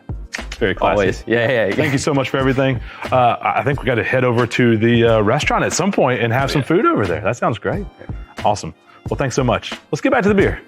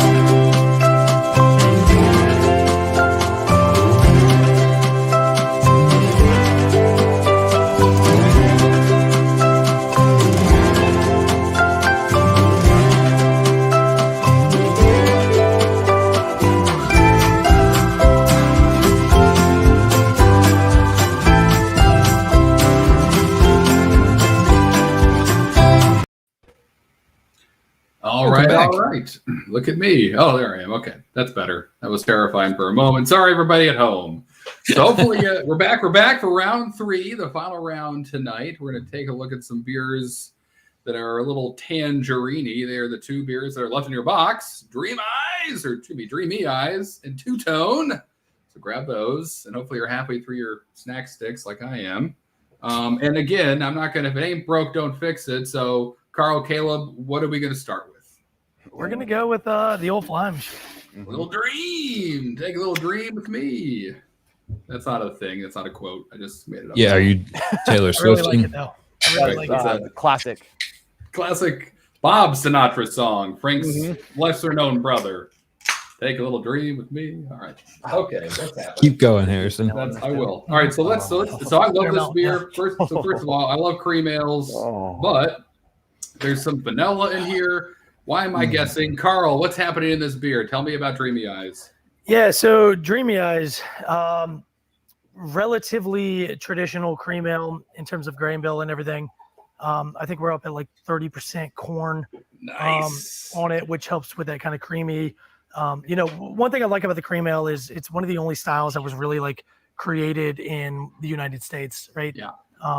There's a cream ale, and then what's the other one? The steam ale. California Common. California Common. Yeah, you can't call it a steam ale. Yeah. It's throwback to the old days. But we put a little bit of a twist on it. So Dave and Grant, our owners here, have a sister brewery out in Colorado called Station 26. And they've got a tangerine cream ale out there that has done really well for them. So we kind of knew this was something we wanted to get into as soon as we opened the doors. I don't think we brewed it until we were about a year old, because we were trying to find like what our foothold was and kind of where we were going in the market. But when we did decide to bring it in that second summer, so I guess we opened in November, we brewed it the following summer. Yeah, man, it's light, it's easy, it's drinkable. It's got a ton of vanilla. It's kind of vanilla forward, and just a touch of tangerine on the back end. We use real fruit, real vanilla beans, and we just let it steep long enough to taste, and it's great. This is one of those beers where I think the first time you taste it, you immediately look for someone to tell a story to. Like, this tastes like Little League baseball. It's incredible. Like the old push pop ice creams. Ooh, I love that. Yeah, it's like Right. Every time I skinned my knee, I got the popsicle version of this to make my stop crying. That and the This is- Spider-Man Band-Aid, you know? That's it. That's All right, right. all right. That's right. Oh That's what I'm man, talking now we're about. going back. I'm having vertigo, looking too far back. But this is amazing, right? Cream Ale, what a cool base beer, first of all, to take, because obviously it's light, but as you said, like the corn's going to give it maybe a bit more body than if this was like a American lager, let's say. Correct. The vanilla can kind of dance on with the tangerine. So this is masterful stuff. Was this the first? So is this the only, man, maybe I'm wrong. Is this the only cream ale you guys make, or did you mess around with like cream ale first and then let's see what Dreamy Eyes could be? Tell me a little more about that. So, you know, I don't know if we've ever served a straight up cream ale. We talked about bringing one in the day we opened. We ended up doing a Cali Common because Dean came from Stone and Escondido. We just saw him on the video. Yeah. So he kind of had that background, and Cali Common being a California thing, we ended up choosing that over the cream ale. And by the time we got around to brewing it, you know, we were talking to our owners about Station 26's success, you know, with the tangerine and vanilla. I mean, it's at some point we will do it. Lager and lager adjacent styles are kind of my wheelhouse. Yeah. It's what we really love to make at Flying Machine. So at some point we will see just a true cream ale. We will take this base and we will not fruit it. But you know, for now, this being one of our flagships, we devote a 60 barrel tank to it, you know, pretty regularly and sell it between North and South Carolina, you know, kind of regionally at this point, at least during the summer. So I don't really have time to do the basic cream ale at this point, but at some point we'll do a small batch of it or something, and at least y'all can come and find it in the tap room. Just let us know. That's right. Definitely. I'll definitely hit you up. I'll tweet at you or something. I love it. And so I'm curious, just with so we got real tangerine, real vanilla bean. Yes. When is that going into this beer? Is that the boil? Is that fermentation post? What's happening? Yeah, so you lose a lot of the volatile aromas when you add it hot side, right? So we undergo our primary fermentation, and then we add our fruit to a secondary fermentation, and then after the fruit is out, because we like to lager it for a couple of weeks anyways, we hang vanilla bean, you know, into our fermenters. Wow. Yeah, so it's a little bit longer of a process. Again, I said lagers and lager adjacents. You know, this takes another couple of weeks, you know, as opposed to most of our ales, which are generally around like 3 to 4 weeks. We can go grain to glass, but so this takes a little bit longer, you know, upwards of 5 weeks, I would say, to truly ferment and mature and come to fruition. But yeah, you don't want to lose those volatile aromas by adding them hot side, especially with the vanilla. You know, the tangerine is a little bit hardier, but you still don't want to boil all those tannins and everything in the fruit because, you know, at that point you're going to pick up, you know, all sorts of pectins and astringency and, you know, bitter elements that you don't really want going in the beer. So correct. Fantastic. It's always more sciencey than I think when I'm on the other end of the bar and you're talking about astringents and pectins breakdown. One of the questions that jumps into my head is, you said real fruit, real vanilla beans. I've, you know, like emptied out a vanilla bean once. That was a pain in the butt. When you guys are doing this to brew, is it like all hands on deck? Everybody come peel tangerines. Do you have a system that works well? So we get a lot of our tangerines, especially for this beer, when we're doing a 60 barrel from like Oregon Fruit Products or a similar aseptic fruit puree, you know, vendor. That would take us a week and a half to break down 4,500 tangerines, not including sourcing them, getting them in, shipping them, and everything. So we let the professionals do that, but the vanilla we do, you know, work by hand. So we're normally working with a couple of pounds, which is a very backbreaking couple of hours, but it's really not too bad. I'll take not too bad. Yeah. It could be better. But no, it's not too bad. Your Instagrams, both of them. I mean, I love the brands, the status that you guys bring to Wilmington. And I wanted to ask Caleb about kind of bringing Wilmington to the rest of the state. But I think both your Instagrams are beautiful. What I've seen from Flying Machine recently, there's these crazy photos with fruit and stuff that's happening. That's what prompted the tangerine question. I'm glad that it's not all hands on deck peeling tangerines for 3 days, but Caleb, when you're taking effectively, if you'll pardon my kind of poetry, but when you're taking Wilmington to the rest of the state, is it something where people are starting to kind of talk about and ask questions and get more excited about Wilmington now with all the breweries that we have going on? Absolutely. The renaissance in the brewing industry here in Wilmington really started like 2015-ish is kind of where it really started taking off. Previous to that, it was Front Street, basically the only one, and a couple bottle shops. The homebrew was around. So Wilmington Brewing Company originally started as a homebrew store. And so it really started taking off in 2015. So it's relatively still a super young market. And then so Asheville, obviously being Beer City, USA for several years, they kind of took the luster. And then Wilmington being such a small city as well, as far as live-in population, Wilmington really wasn't seen as a beer community, to be honest with you, several years back. And so we are starting to get a little bit more clout, if you will, in the Wilmington area because of breweries like ourselves, Wilmington Brewing Company, a number of other ones that are starting to produce really fantastic beer. And so people are starting to, and as we distribute outside of Wilmington too, because we all started as self-distro breweries. And so our beer wasn't making it into the bigger markets, the Triangles of the world or the Charlottes of the world. And so now that we're there and seeing those markets, we're starting to gain a little bit more recognition as far as Wilmington and what's produced and what's coming out of Wilmington now. Mm-hmm. Yeah, definitely. And I hear about, so obviously John and I do Untapped's podcast, which a few people listen to all over the world, really. But we have people reach out to us all the time saying, hey, New Anthem, if I come to Wilmington, where do I go? And that's really cool that people are now traveling here from Chicago, New York, San Diego, wherever. And they're asking us, like, what do we need to see? Tell me about this cool town that I've heard of from so-and-so. So it's you're right. It's exciting to be here right now. And it's one of those things that it's hard, but you try to step back and every once in a while kind of realize where you are and go, that's pretty great.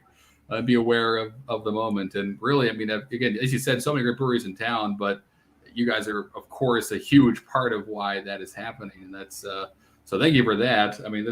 This is amazing to have you guys both on this tonight and to be drinking your beers and thinking about that. Wilmington used to be old Dawson's Creek, and now is this kind of quiet, One Tree Hill. getting One Tree Hill, all these other things, and now it's like, oh, you gotta go to Wilmington if you're looking for a beer vacation, the beach, and amazing breweries. It's kind of an easy sell. Dozens and dozens. Yeah, right. Very cool. It's great very place cool. to be. So speaking of things that are cool and maybe slightly outside of beer, I would like to talk to you both about the artwork.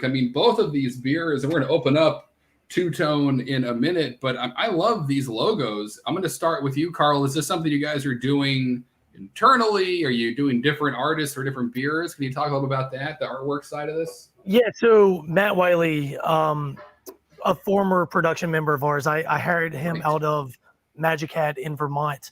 Wow. To come down and help me out R&D on the production side. He was, kind of our cellar rat. At the time he had been working in the cellar at Magic Hat, had more experience than I did cleaning tanks, especially big tanks, processing and pitching yeast, and all sorts of things that I didn't really have. So brought an element to my production team day one. Pretty much everybody I tried to hire knew more than me about something coming into the process, because I think that's the best way to solidify a team, right? It's a group think here. All of us are in on R&D and recipe development and everything. But Matty moved down here. He was here for probably 2 years. Started out doing our small batch labels. I don't know if anybody remembers our Kavik line that we had for a while in the bottles with the really creative and fun labels. So that was all Matt. That was kind of running that program and designing that program. And when we parted ways with our old branding guy, and back then we had the die cut labels with all the little stickers. As cool as they were hell to put on to our cans. It made my day about 3 hours longer every single time we canned.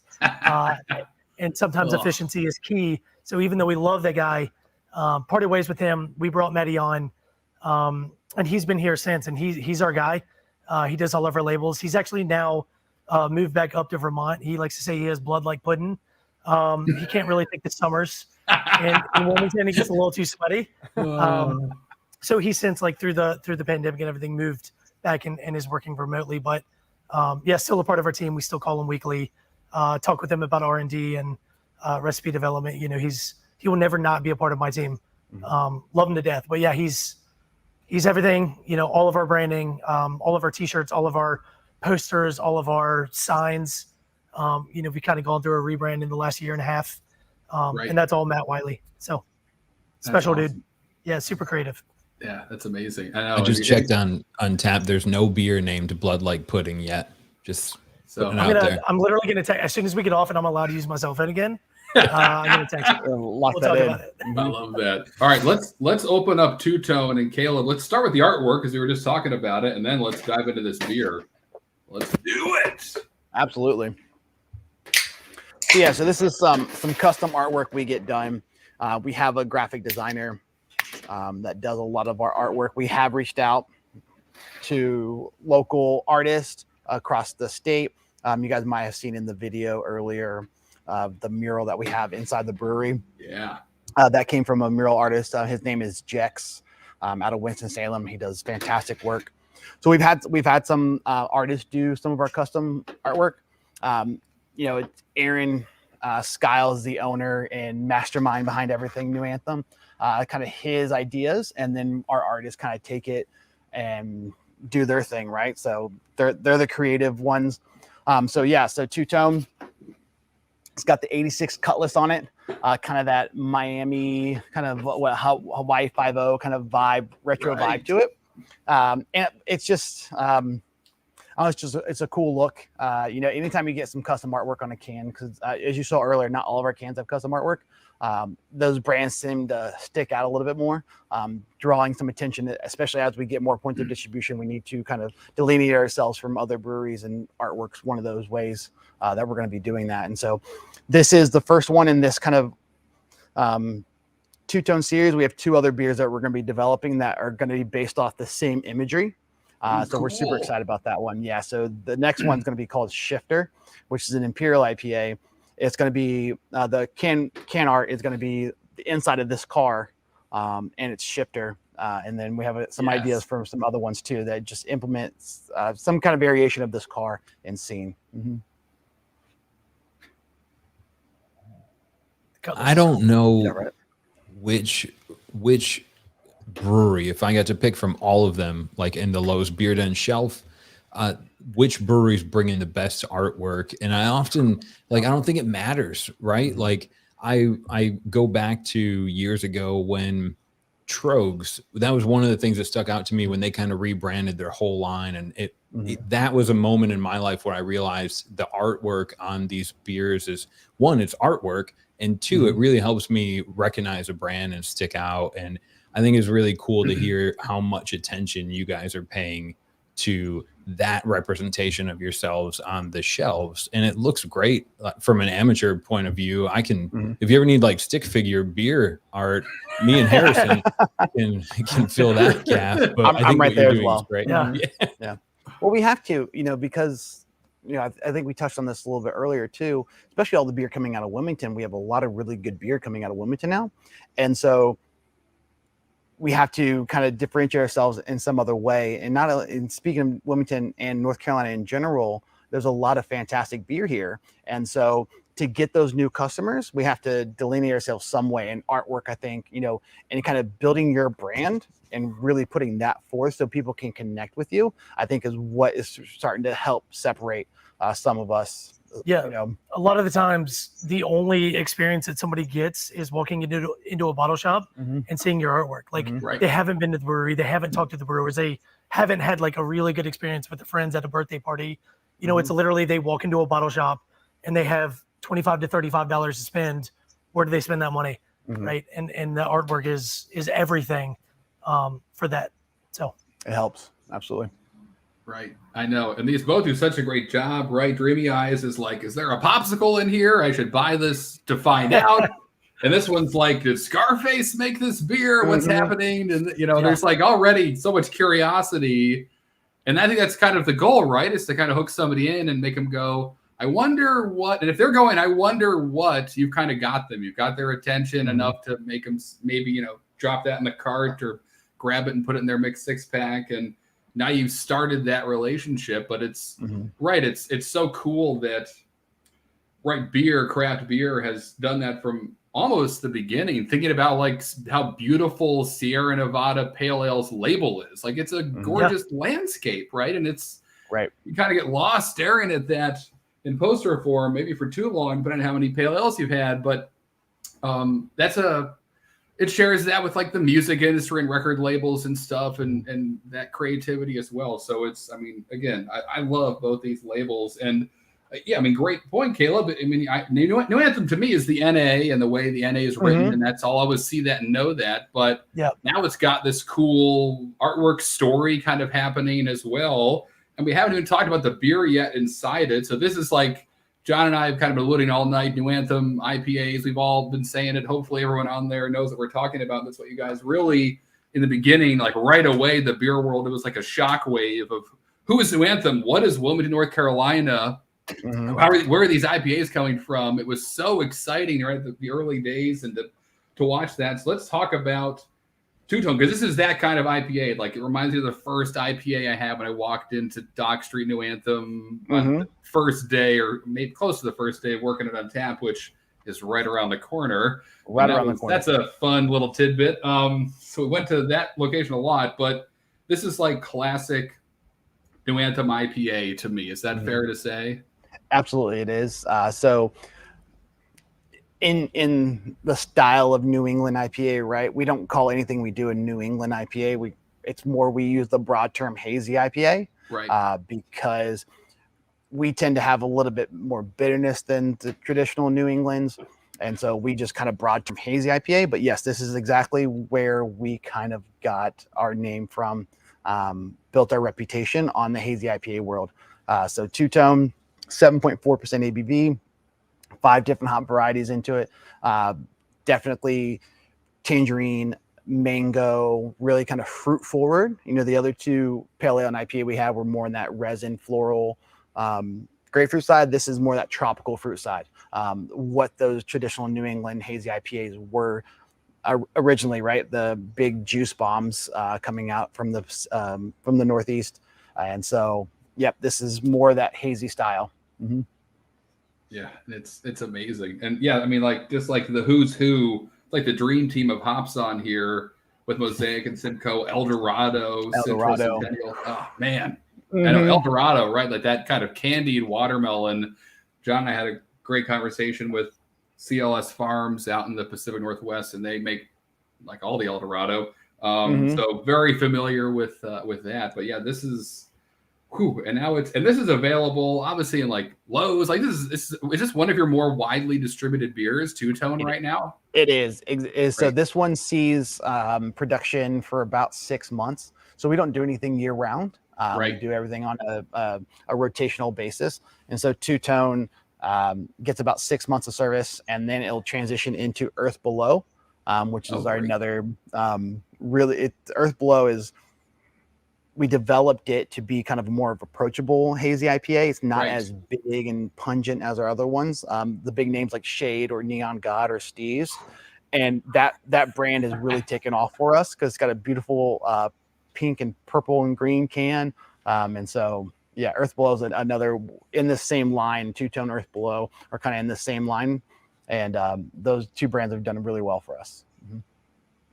When you mentioned Neon God, that was the only beer I requested at my wedding. No offense, Carl, Flying Machine didn't exist yet, but all good, brother. But that beer for me that's like a desert island beer.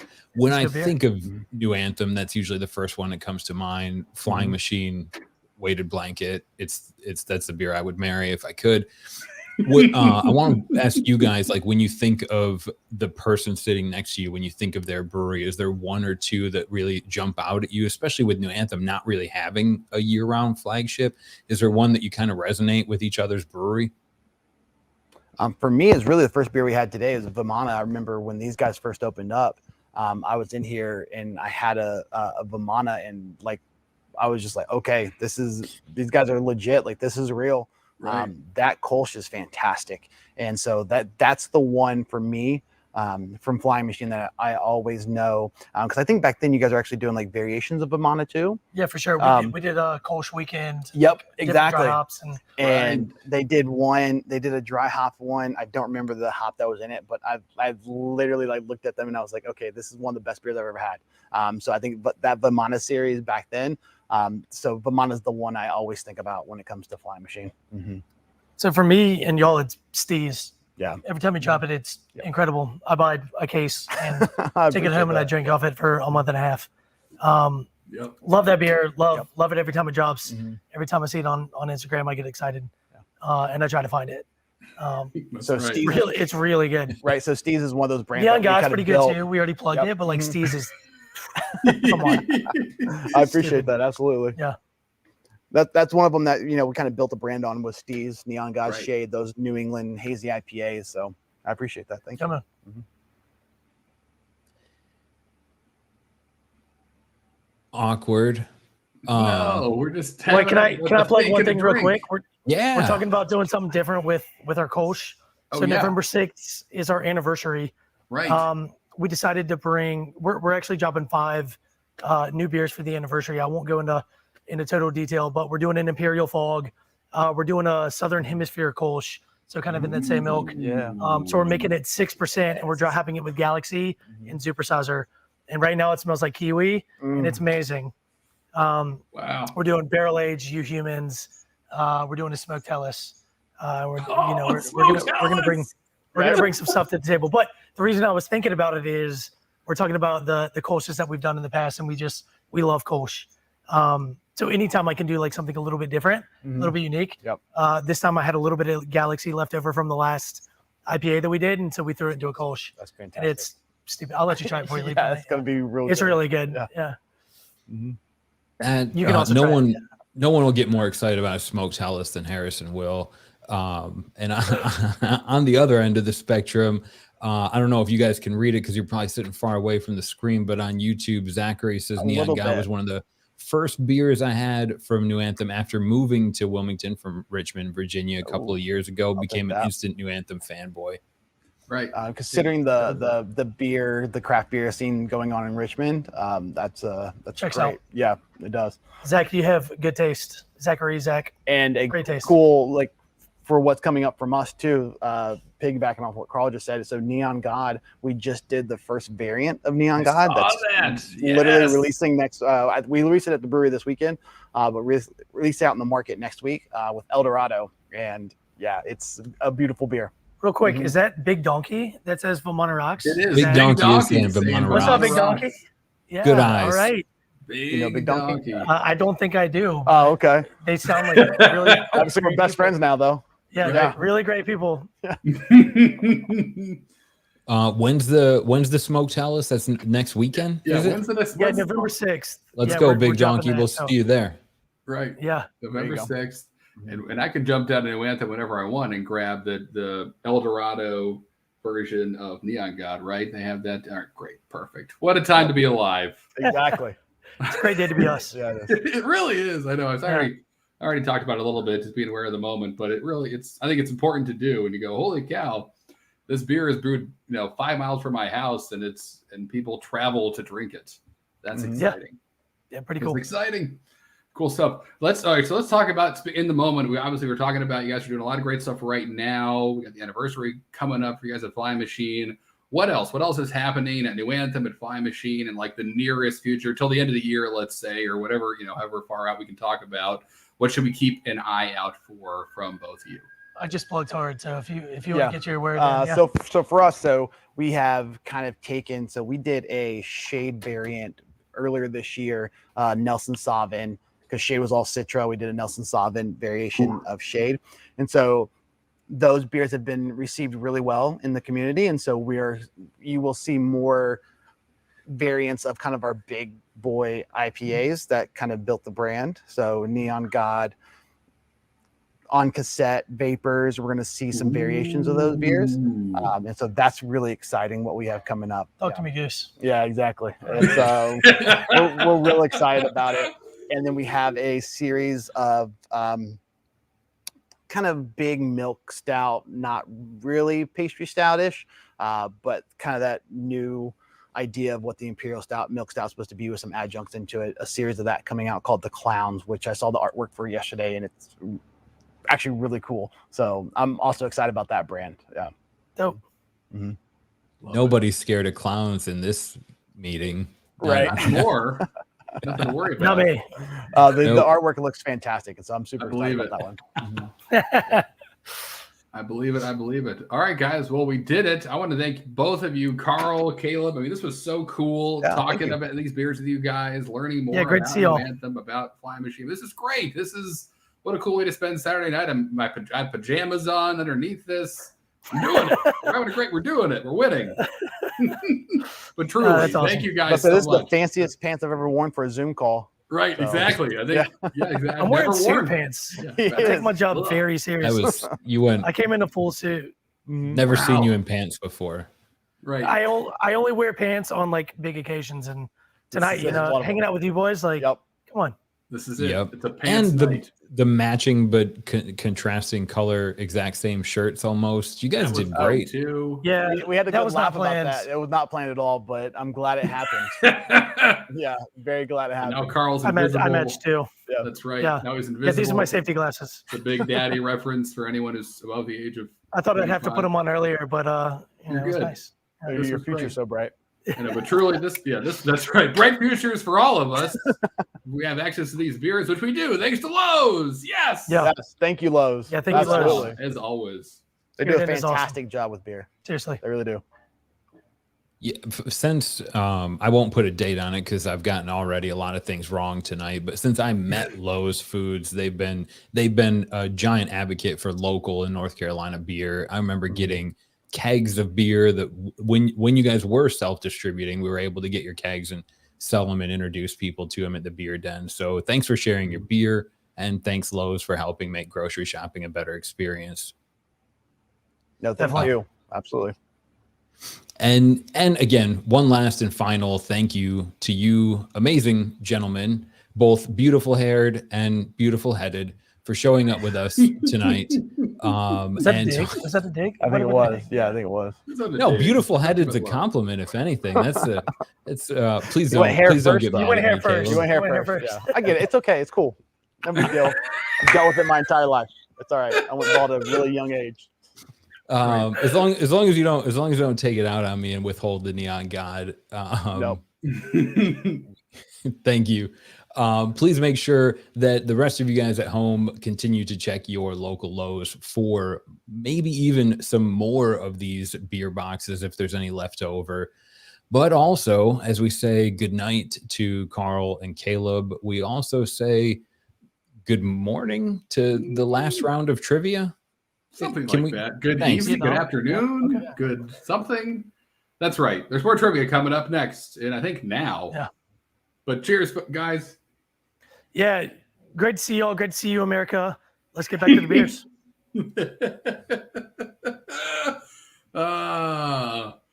Great folks, both of them. I got Big John and now normal size Yeah. John. No little Sorry. John. I had a little John. Everyone's joke going ready. back to whatever was before HDTV. Oh my gosh. All right. So I'm not going to say the last two rounds didn't matter, but I will say that this is the round that matters the most. Who will come out the other side with a free Beer Den gift card? Probably Justin, but we don't know. We'll see. 6 questions will tell It's us. not even a 100-point spread. I mean, it's truly anybody's game. Justin, Katie, Emily, maybe McKinley shoots up there. So we already saw this from right. We got a little head start in this round. Good job, everyone, being overachievers. Here we go. Party on Lager Mountain is a party. Yeah, Oh. it sounds like a great time.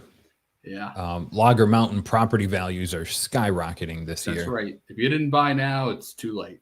It's too late. It's too expensive. Lager Mountain should be on the back of a United States quarter. One day, maybe it will be. Maybe it'd be Imperial cream ale. Pilsner. Oh, and that sounds like an Imperial Pilsner. That's one of those things when I Ooh. heard, I was like, those don't go together. So yes, please pour me a pint. Yep. Let me try this before it disappears forever. You humans and your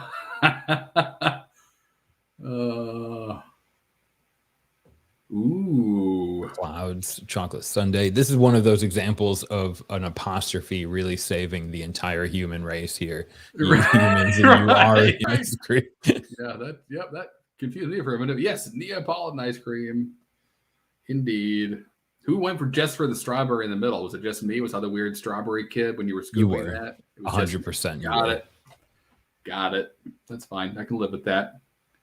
Again, if you were paying attention. Yep. 1903, right after the inauguration of President. I love that guy. Yeah, great ties. president. Really good. Looked good in a black and white photo. 2018. That's pretty wild. I know. I remember them opening, and 3 now years coming up. Party smokes Hellas Lager. He had. Now I have to go. Where is Flying Machine's restaurant located? True. I guess if you're in Wilmington, this is a given. But if Right. you're not, all these probably sound the same. Well. And this is a place that I think, wow, 100%. 100. Everyone was paying attention. It was right Everybody there on the wins. sign. That's all right. Yes. Congrats on. It's a beautiful Saturday night in North Carolina. Just put your phones down and let's let Right. Justin walk away with this. But Katie is not going to let that happen. Oh, It's a look at how battle close between this first and is. second place. This is the best. This is it. This How many is it. total Bonus. beers have we drank together? Wow. I feel like I should know that. I want to know this, but I feel like I should. Yeah, when I look at the lowest number being 20, I'm already like, oh man, what have I What have I but done? but they're done. We have time in between, and the correct answer is that 33. 33. That was a tough one, right? I thought my brain did 36, but my brain has had at least 6 beers tonight. Ooh. And Justin and Katie, I don't know how much they moved on there. It was third and fourth place that really took a jump up, but we're looking at it right now. These are the winners after 3 rounds of Wilmington beer trivia with Lowe's Foods. Congratulations, Justin. You persevered through this marathon with us, and you will be gifted, as long as you signed in with your email, an amazing $50 Beer Den gift card, of which, if you use that on Thursday pint specials, it's going to last you a long time. I love it. John with the insider knowledge. But congrats, everybody. Justin, Katie, Emily, McKinley, Kenneth. I mean, everyone else who played. Don't feel bad if you didn't make it to the leaderboard. Don't worry about it. You got great beer. And again, these amazing Sausage Works snack sticks. You got to be kidding me. True. Is it wrong to dip it right into the mustard? I feel like it was in the same box, so it's fine to do. They put that mustard in there as a trick. And if you want to look as strong and tough as Caleb does, you're going to move mustard right up in your food groups. That's right. If you want to look like me and Harrison, go for the meat sticks. But I had a blast. Beautiful weather in Carolina today, and there's nothing I like better than drinking beer with you and people that actually understand and know about how it was made, and all of you that shop at Lowe's Foods with me. So thank you for drinking through 6 beers with us tonight, and maybe 33 if you've been here all along. Thank you to Lowe's Foods. Thank you to the city of Wilmington for embracing beer so well. And you can find a lot of these too. Go out to your local Lowe's Foods. You can very likely pick up a couple of these cans, or maybe even a whole extra box if you get there quick. You can check out a lot of bottle shops in Wilmington to get these beers, or you can use Untapped and just search for Flying Machine and New Anthem beers. All the Lowe's Foods are updating them on there, so you'll be able to see if any of these are available local to you. Indeed. And thank you, John, for going on this wonderful journey with me and talking to cool people about cool beers. It's been a blast. Really wonderful nights and memories that I will mostly remember.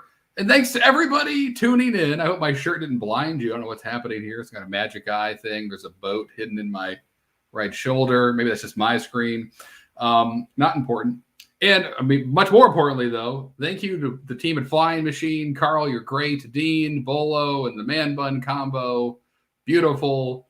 Thank you to Caleb, everyone over at New Anthem, Aaron. I mean, it's obviously doing amazing stuff. It's really feel fortunate to be able to be here and, again, eat and meat and drink a beer and have a good time. What more could anybody ask for? Eat meat and drink a beer. That's Lowe's. I know you're listening still. Maybe that's a rebrand for marketing in 2022. Eat meat, drink a beer, and also bring eggs home because that's important. Forgot the milk, right? But honestly, I grew up eating food from grocery stores. Lowe's introduced me to what a grocery store could really do if they embraced local beer helps. So thank you so much for that and for putting these events together. There are, like I said, still some of these boxes available. So check out your local beer den if you want to grab another one of these and have a great time next weekend as well. Indeed. And we'd love to hear from you guys what you liked about this event, how we can improve. You just scan the QR code that's on your screen. You can fill out a quick survey about your experience. It only should take a couple of minutes. We really value your feedback. And an important note, this is the third and final fall virtual beer hunt this year, but stay tuned to Lowe's Foods for some big announcements. Just go to lowesfoods.com/hunt club. Those announcements will be there for you when Lowe's is ready to release them, maybe end of this year, early next year. Just keep checking it as much as you want to check things. Follow them online if you haven't already at Lowe's Foods, but I'm excited for the things to come. Yeah, definitely. If you're not following Lowe's Foods or either of these two breweries on Instagram, start an Instagram and follow those three companies, especially Lowe's Foods. That's all you need to do. They tell me exactly how to cook the things that I need to cook to get through the week. Exactly. There's probably a very healthy Instagram experience if you just follow those three. Just Flying Machine with them in Lowe's. That's way better. I get told 90 times a day that I need to work out more, and it's Instagram. Calm down. It's false, Harrison. Don't work out, especially after getting through our 6th beer hunting event. Don't work out tonight. Enjoy the rest of your beers. Enjoy the rest of your meat sticks. Thank you for tuning in and watching with us, and enjoy this beautiful North Carolina fall weather. I think we finally got it. So whatever this is, that's right. Cheers. Cheers.